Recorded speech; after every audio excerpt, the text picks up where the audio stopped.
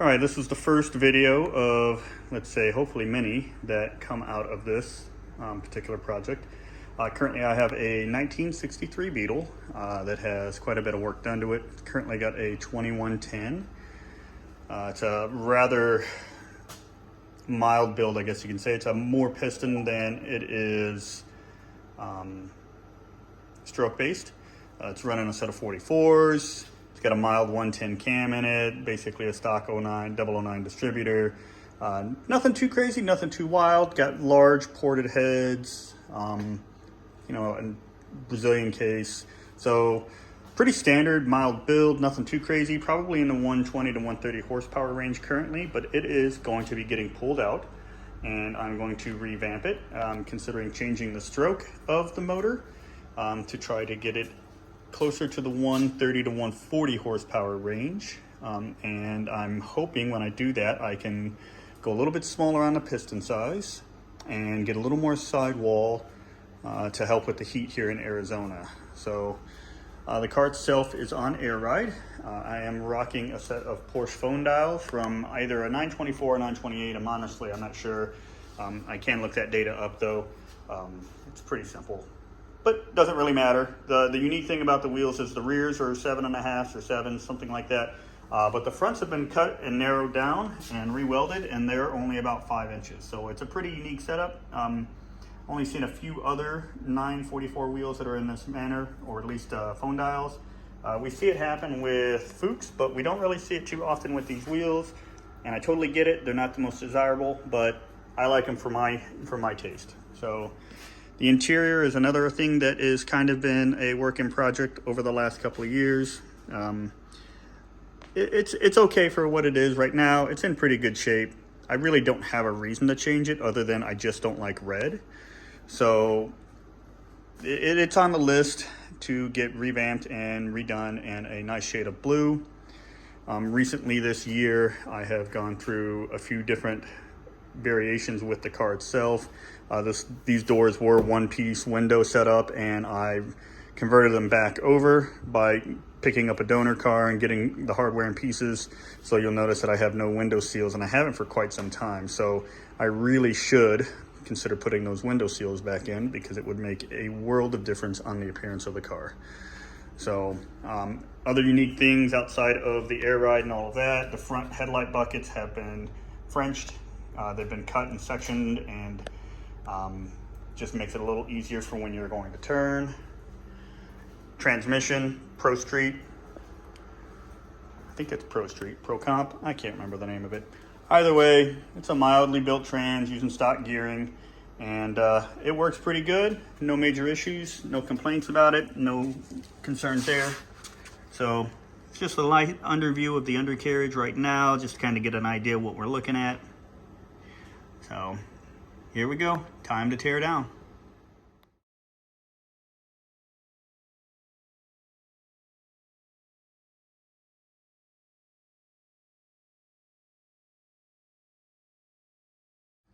So got the carbs out, all the linkage, filters, everything is off, pulled them out. Everything was good and tight. I was actually surprised. I didn't actually anticipate to find that the carbs were going to be tight onto the manifolds. Just because I've had these things kind of walk themselves a little bit loose over the course of the last couple years. Long story short, I was actually relatively surprised to see that.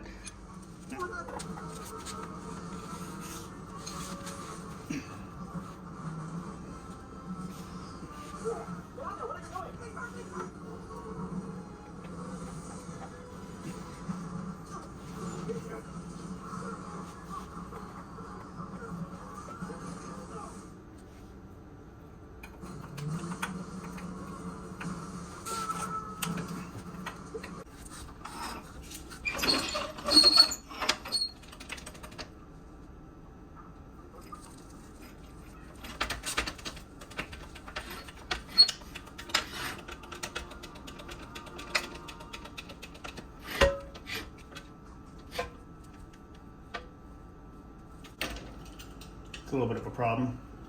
Pull the handle out.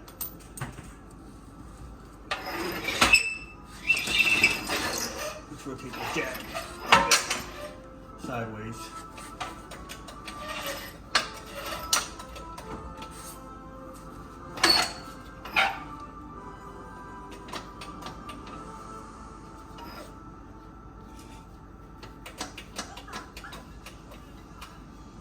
Okay, so it's literally, it's maxed out.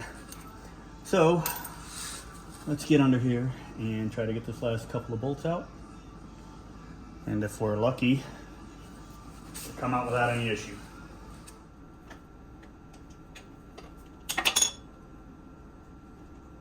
Okay, that is the last bolt. Well, no, I keep going bolts.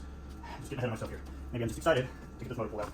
And honestly, having hardly any issues other than a little bit of grease on my hands for a motor that has unknown components, unknown mileage, unknown condition, other than the previous owner claimed that it's a 2110. However, having trust issues, I don't know that I believe it.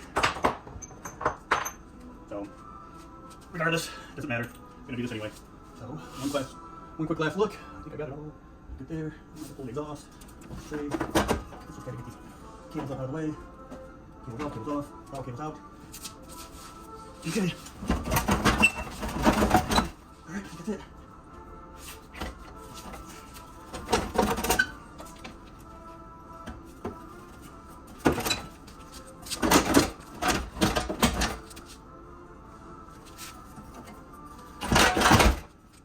That's it.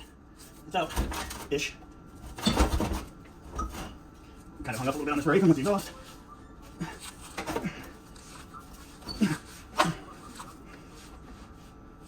Of course it's not gonna be. It's a stupid motorcycle jack. This stupid thing. Alright. And again, stupid thing catches. Oh, you gotta be kidding me. The stupid motor's in the way of the catch. Which means, there we go. Alright.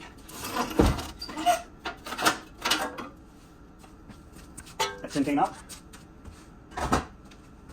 Okay, the motor is officially out. Took me just over an hour. Not too bad. So we got a few pieces up here. Get a little cleanup. Just straighten up the workbench after all this is said and done. Wipe off the tools. Start wiping these things down. I took my time. Wasn't in a rush. None of this is a rush right now. It's starting to get hot here in Arizona, which is our off season compared to the rest of the country, most of the world even. So I've got a couple of months really to get this project moving and underway, where I'm going to start the rebuild. So keep checking in and we'll see what we get. Hopefully it works out, and yeah, pretty excited about it.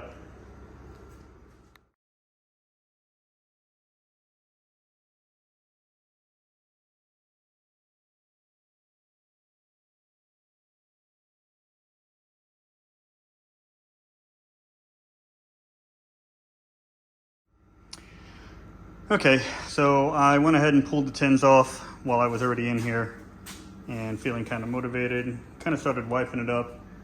For the most part, this is pretty much everything I pulled off the motor. I'm probably an hour and a half in at this point, maybe 2 hours. Few observations. One, I don't know much about this oil cooler.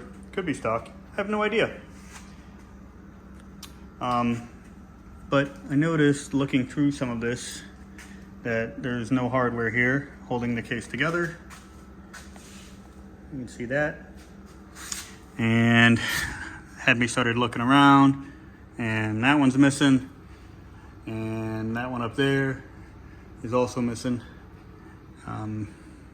Just a few minor things that I've kind of already started to notice.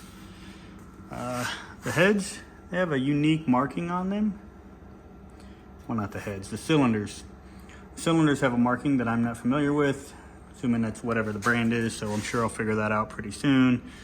They do say 41 cc on them. I'm not sure what the castings are, but they are pretty heavily ported underneath those covers. I do know that. I put a stage 1 clutch into this thing, oh gosh, what, the beginning of this last year? So the clutch is about a year old, so not too much really to go off of on that. Let's see if there's anything else interesting here. I'm gonna have to replace this bracket. I've got issues with it not really clamping and holding the distributor down. I could still easily move it when it is in, when it's in. So I I just wanted to check and play with these plugs a little bit. Everything's tight there. No movement. Uh-oh. That one moves.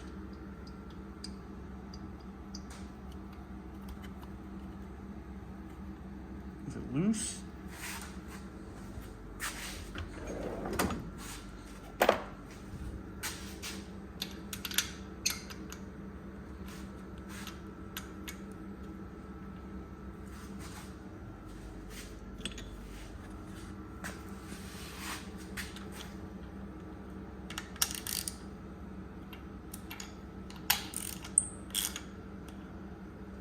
I wouldn't really call it loose, but let me put it back to what feels about just enough to go past that crush gasket.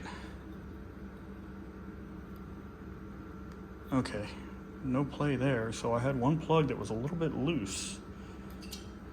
Let's go ahead and pull it out and take a look at it. See if we got anything interesting worth noting. For those of you that have these big carb setups, you understand that it's not exactly the easiest thing to just check plugs on a daily basis like the single carb guys. There's just no real easy way to do it other than to pull the carbs off. I thought that was going to be hand loose.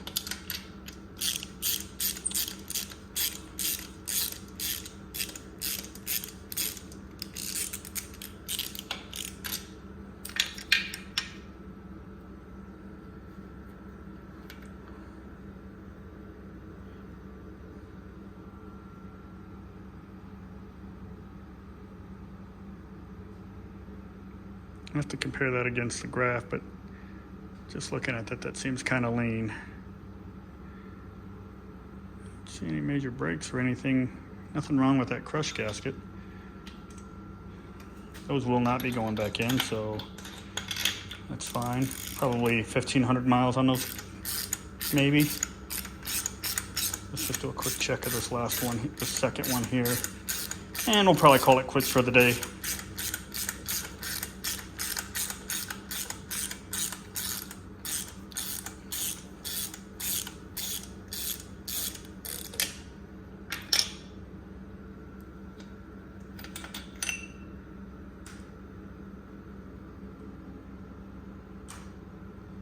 Same appearance. That might be good. I don't know, actually. I have to look at the chart. I don't look at plugs enough to be able to say one way or the other.